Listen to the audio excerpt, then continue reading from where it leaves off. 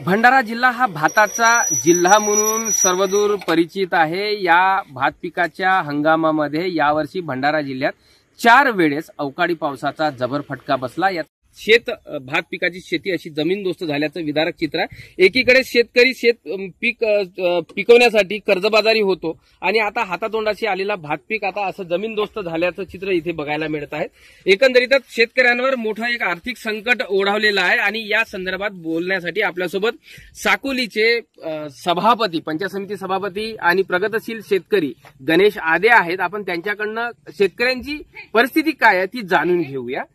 काय सांगाल गणेशजी, ही जी आता अवकाळी परिस्थिती आली ही काय कधीच परिस्थिती आहे? खऱ्या अर्थानं सांगायचं म्हटल्या तोंडी आलेला आहार आमच्या शेतकऱ्यांचा जात आहे आणि ह्या अवकाळी पावसामुळे त्या शेतकऱ्यांची आमची खूपच नुकसान होत आहे।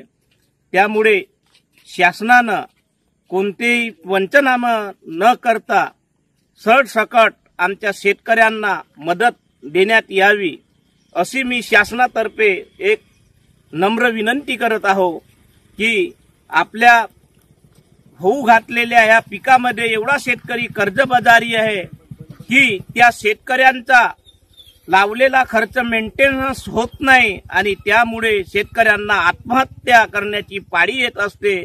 त्या निसर्गामुळे त्याची दखल खऱ्या अर्थानं शासनानं घ्यायला पाहिजे।